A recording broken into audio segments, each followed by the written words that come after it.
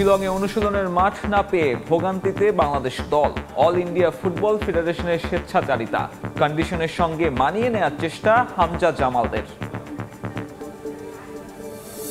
কথা হয়েছে বোর্ডের সাথে, যদি আমরা কেউ পিক হই সেক্ষেত্রে এই বছরে এনওসিতে প্রবলেম হওয়ার কথা। আইপিএল ফ্র্যাঞ্চাইজি লখনৌ সুপার জায়ান্টসের সঙ্গে তাসকিনের আলোচনা, সুযোগ পেলে এনওসি দেবে বিসিবি। টি-20তে নেতৃত্ব দিতে প্রস্তুত স্পিড স্টার। এবং ইডেন গার্ডেন্সে পর্দা উঠছে ফ্র্যাঞ্চাইজ ক্রিকেটের জমজমাট আসর আইপিএলের। সন্ধ্যায় শাহরুখ সালমানের জমকালো পারফরম্যান্স, উদ্বোধনী ম্যাচ কেকেআর আরসিবি।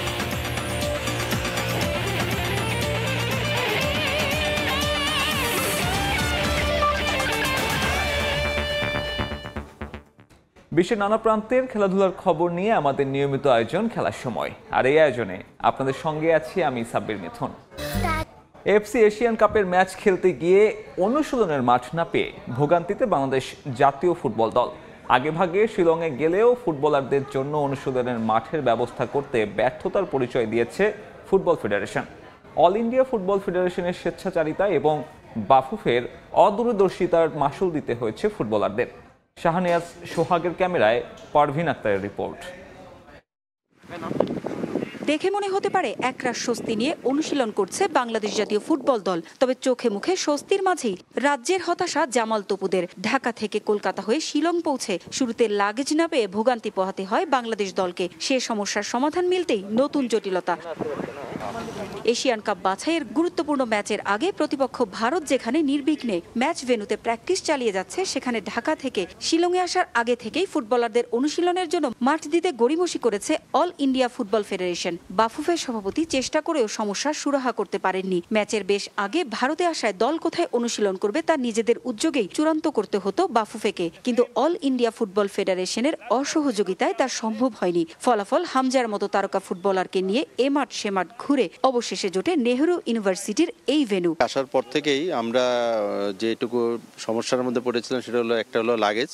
আমাদের প্রায় 16 জনের লাগেজ আমরা পাইনি। হোটেলে এসে দেখলাম যে আমরা যে আমাদের বিএফএফ থেকে যে বুকিং দেওয়া হয়েছে সেখানে বুকিংয়েও যে রুমগুলি অ্যালটমেন্ট ছিল সেখান থেকে কম আছে। ট্রেনিং গ্রাউন্ডটাও তারা বলছিল যেহেতু আমাদের সাথে কথা হয়েছিল অনেক আগে, আমরা এখন এই মাঠটা দিতে পারবো না, আজকে আপনাদের রেস্ট ডে হিসেবে ধরা হয়েছে। বিশ্ব ফুটবলে দিন দিন পেশাদারিত্ব বাড়লেও অন্ধকারে দেশের ফুটবল ফেডারেশন। এই সমস্যার উত্তরণ হবে কবে? বড় দলগুলো কোনো ম্যাচ খেলার আগে কয়েক মাস আগে থেকেই ঠিক করে দল কোথায় থাকবে, কোথায় অনুশীলন করবে। সেখানে বাংলাদেশ চায় পরীক্ষার আগের রাতেই সাজেশন পড়ে পাশ করতে। এফসির বা ফিফার যে রুল থাকে যে 2-3 দিন আগে আসার, সেখান থেকে আমরা যে 2 দিন বেশি আসছি, সেটার যে জিনিসটা আমি মনে করি যে আমাদের আরো নিজস্ব পেশাদারিত্বর আরো বেশি এটা আনতে হবে, নইলে আসলে দিনকে দিন আমরা এভাবে পিছিয়ে যাব। হোম অ্যান্ড অ্যাওয়ের অ্যাডভান্টেজটাকে যদি তারা নিতে চায়, আমাদের এখানেও কিন্তু হোম আছে, তাহলে আমরাও সেরকম যদি অ্যাডভান্টেজ নিতে চাই সেটা করতে হবে।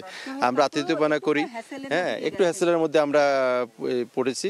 বাফুফের অপেশাদার আচরণের কারণে শিলংয়ে আসার পর থেকে এখন পর্যন্ত নিজেদের প্রস্তুতি ভালোভাবে সেরে নিতে পারেনি বাংলাদেশ জাতীয় ফুটবল দল। ভবিষ্যতে জাতীয় দলের সফরের ক্ষেত্রে ফেডারেশনকে আরো পেশাদার হওয়ার পরামর্শ লাল সবুজের প্রতিনিধিদের। মেঘালয়ের শিলং থেকে পারভিন আক্তার, সময় সংবাদ। এই মুহূর্তে মেঘালয়ের শিলংয়ে আছেন রিপোর্টার পারভিন আক্তার ও তাজিন খন্দকার। বাংলাদেশ দলের সবশেষ খবর জানতে সরাসরি যুক্ত হচ্ছি তাদের সঙ্গে। পারভিন, আমরা এখন আছি জওহরলাল নেহেরু স্টেডিয়ামে। এই জওহরলাল নেহেরু স্টেডিয়াম যেখানে 25 মার্চ শিলংয়ে চির আরাধ্য ম্যাচ বাংলাদেশ বনাম ভারত এশিয়ান কাপ কোয়ালিফায়ার্সের প্রথম ম্যাচ বাংলাদেশ দলের। এই স্টেডিয়ামে আমরা দাঁড়িয়ে আছি। এই স্টেডিয়ামে কিন্তু বাংলাদেশ দল অনুশীলন করার জন্য মুখে আছে, কিন্তু যত আলোচনা হচ্ছে এই স্টেডিয়াম নিয়ে যে ভারত কোনোভাবেই বাংলাদেশকে অনুশীলনের কোনো সুযোগ সুবিধা এই ম্যাচে দেয়নি, এবং এখন পর্যন্ত জামাল, হামজা যারা কিন্তু এই মাঠে লড়াই করবে, কিন্তু তারা কিন্তু এখনো এই মাঠের সম্পর্কে কোনো ধারণাই পায়নি, কারণ তাদেরকে ফুটবল ফেডারেশন থেকে কোনো ধরনের সুযোগ সুবিধা দেওয়া হয়নি। আমরা যদি দেখাতে চাই যে স্টেডিয়ামটা কিন্তু 2012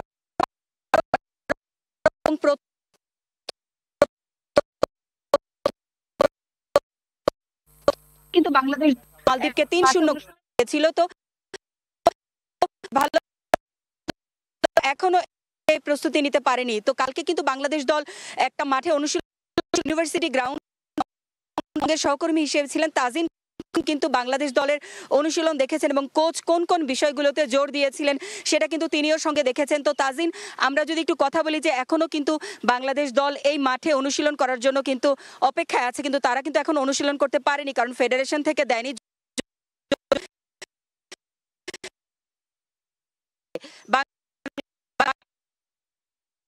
কালকে যেহেতু পারেনি, আজকে অনুশীলন করবে, তো আজকে এই বিষয়টা সম্পর্কে আপনি একটু বলেন যে আজকে অনুশীলন করলে এটা কতটুকু ইতিবাচক হতে পারে দলের জন্য। পারভিন, আসলে গতকাল আমরা যেটা দেখেছি যে এমন একটা মাঠে তাদেরকে প্র্যাকটিসের সুযোগ দেওয়া হয়েছে এবং সেটা আগে থেকে আসলে ফিক্সও ছিল না। খুব একটা হেক্টিক একটা জার্নির মধ্য দিয়ে তারা আসলে ওই বিষয়টা ফিক্স করতে পেরেছিলেন যে তারা কোথায় প্র্যাকটিস করবেন। সেটা কিন্তু পাহাড়ের মাঝখানে একটা মাঠ ছিল এবং ওয়েদার যেমন বাজে ছিল তেমনি বাজে ছিল। আজ ম্যাচ ভেন্যুতে প্র্যাকটিসের জন্য তো আসলে এটা একটা অনেক প্রতীক্ষার বিষয় যে ম্যাচ ভেন্যুতে তারা প্র্যাকটিস করবেন। সো এই ভেন্যুটা আমরা দেখি যে এখানে আসলে কাজকর্ম চলছে। সো ডেফিনেটলি ম্যাচ ভেন্যুতে তারা প্র্যাকটিস করতে পারলে তো তাদের জন্য বাড়তি একটা সুবিধা তো তারা পাবেই, এটা খুব স্বাভাবিক একটা বিষয়। আমরাও আশা করছি যেন বাংলাদেশ দল সেই সুযোগটা পায়, তবে হয়তোবা ম্যাচ ভেন্যুতে না দেওয়া হলেও তাদেরকে আমরা ফুটবল ফেডারেশনের সঙ্গে কথা বলেছি যে কোথায় তারা আসলে করতে পারে। আমরা যতটুকু জানতে পেরেছি যে মূল ভেন্যু পাশের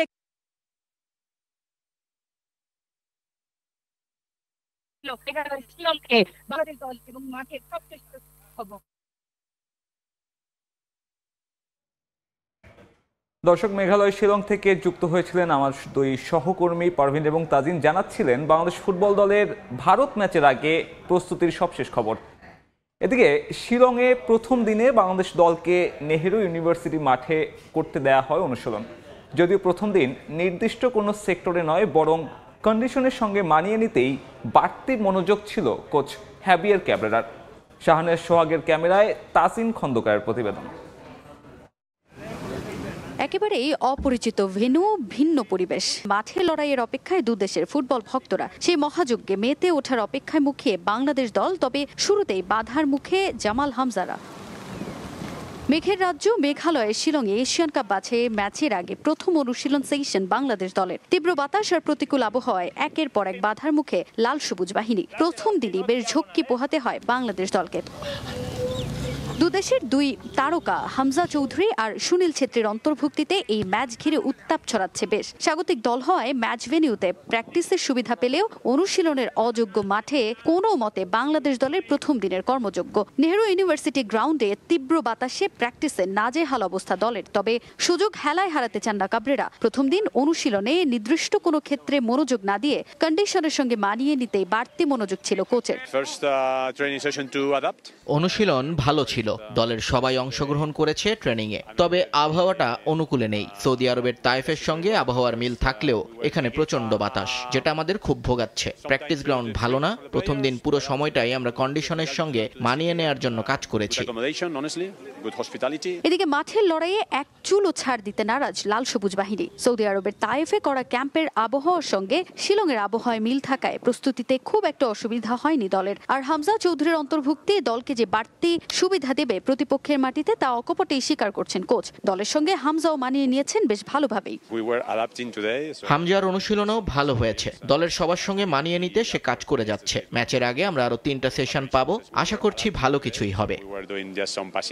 মাঠের লড়াইয়ের আগে আরো 3 দিন অনুশীলনের সুযোগ পাবে বাংলাদেশ দল, যাতে সেরা প্রস্তুতি সম্ভব বলেই মানছেন কোচ হাভিয়ার ক্যাব্রেরা। ভ্রমণ ক্লান্তি, ভেন্যু জটিলতা সবকিছু পাশ কাটিয়ে এই গ্রাউন্ডে অনুশীলন করেছে বাংলাদেশ ফুটবল দল। তবে প্রথম দিন কন্ডিশনের সঙ্গে মানিয়ে নেওয়াই মূল লক্ষ্য ছিল হাভিয়ার ক্যাব্রেরা শিষ্যদের। আগামী আরো 3 দিনে নিজেদের সেরা প্রস্তুতি ঝালিয়ে নেওয়ার লক্ষ্য বাংলাদেশ দলের। মেঘালয়ের শিলং থেকে তাজিন খন্দকার, সময় সংবাদ।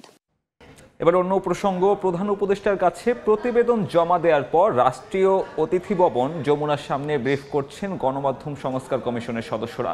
সরাসরি যাচ্ছে সেখানে।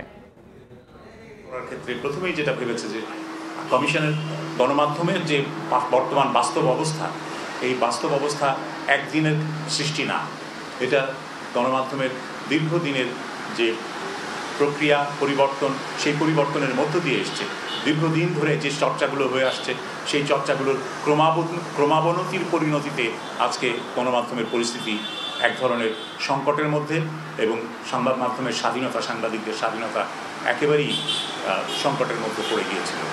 তো সেই বাস্তবতায় আমরা মোটামুটি একটা ইতিহাস পর্যালোচনা করেছি এবং ইতিহাস পর্যালোচনা করে সেই ইতিহাস থেকে শিক্ষা নেওয়ার চেষ্টা করেছি যে কোথায় কোথায় ত্রুটি ছিল, কী কী কারণে ত্রুটি ছিল এবং সেই ত্রুটিগুলো দূর করার সেরা উপায় কী হতে পারে।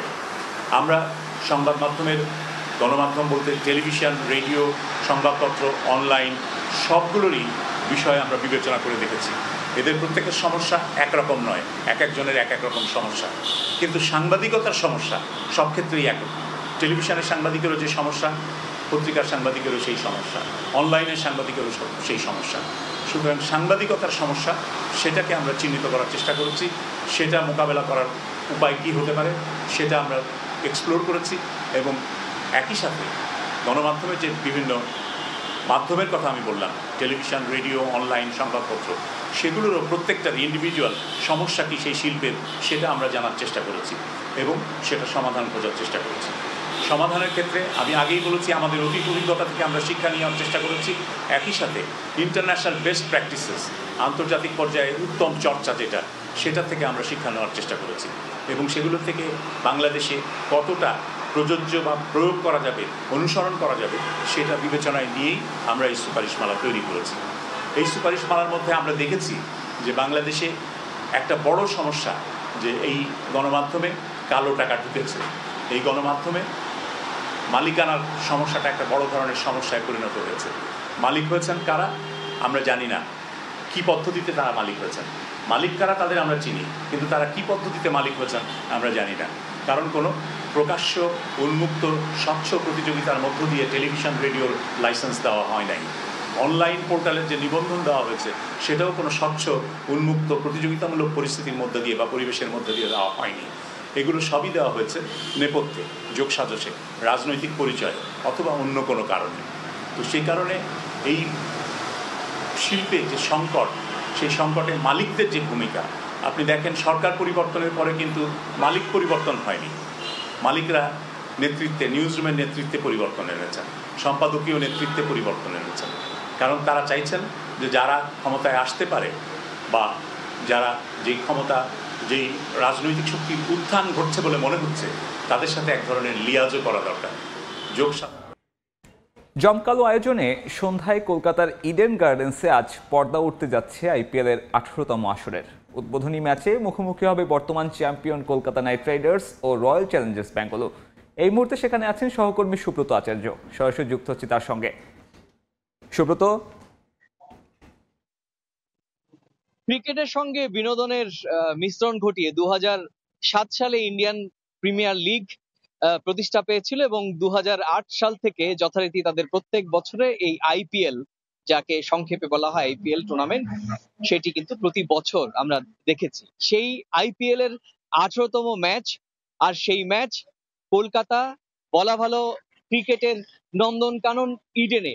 স্বাভাবিকভাবেই ক্রিকেট প্রেমীদের, বিনোদন প্রেমীদের বাড়তি আকর্ষণ যোগাবে সেটা বলাই বাহুল্য। তবে এই আনন্দ খানিকটা হলেও এখন বাদ ছাড়তে পারে বলে আশঙ্কা করা হচ্ছে, কারণ কলকাতার আকাশে মেঘ জমেছে গত কয়েকদিন ধরেই, আকাশের মুখ ভার। গতকালকে কিন্তু আমরা আনুষ্ঠানিকভাবে দেখেছি যে প্র্যাকটিস ম্যাচ, বৃষ্টি হওয়ার কারণে এই প্র্যাকটিস ম্যাচ বিঘ্নিত হয়েছে এবং সেটি করতে পারেনি।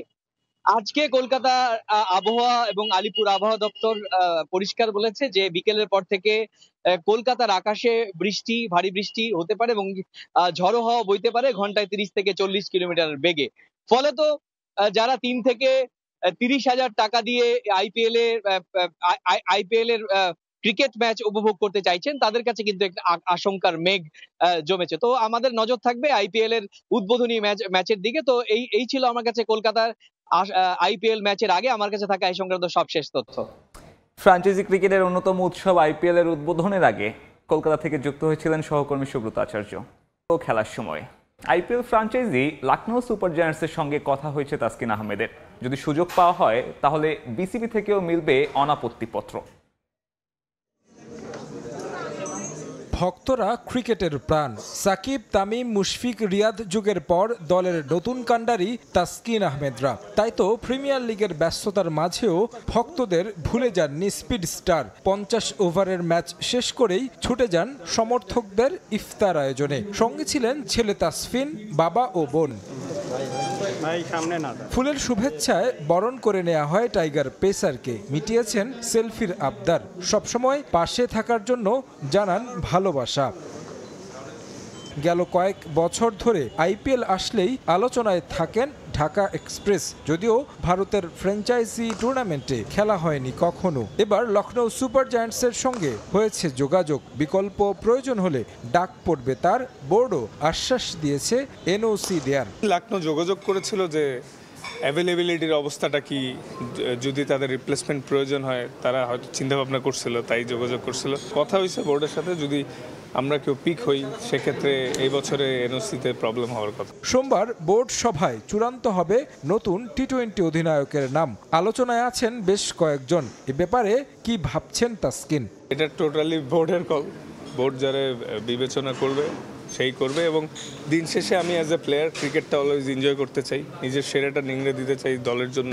চ্যাম্পিয়ন্স ট্রফিতে হতাশ করেছে বাংলাদেশ, তবে এপ্রিলে জিম্বাবুয়ের বিপক্ষে সিরিজে ঘুরে দাঁড়ানোর লক্ষ্য টাইগারদের। প্রত্যাশা থাকবে আমরা দলগতভাবে সবাই ভালো করতে পারি, যেহেতু লাস্ট কিছু ম্যাচ বা সিরিজ প্রত্যাশা অনুযায়ী আপ টু দ্য মার্ক খেলতে পারি নাই আমরা অ্যাজ এ টিম। অনেক বছর সার্ভিস দিয়েছেন বড় ভাইরা, এখন আসলে আমরা যারা আছি এবং আরও আপকামিং যারা আছে সবার একটু রেসপন্সিবিলিটি নিতে হবে। রাজধানীর একটি কনভেনশন হলে তাসকিন আহমেদ ফ্যান ক্লাবের আয়োজনে ইফতার উইথ তাসকিন অনুষ্ঠানে এসব কথা বলেন এই পেসার। তারেক হাসান শিমুল, সময় সংবাদ, ঢাকা। এই ছিল খেলার সময়ে। সঙ্গে থাকুন সময়।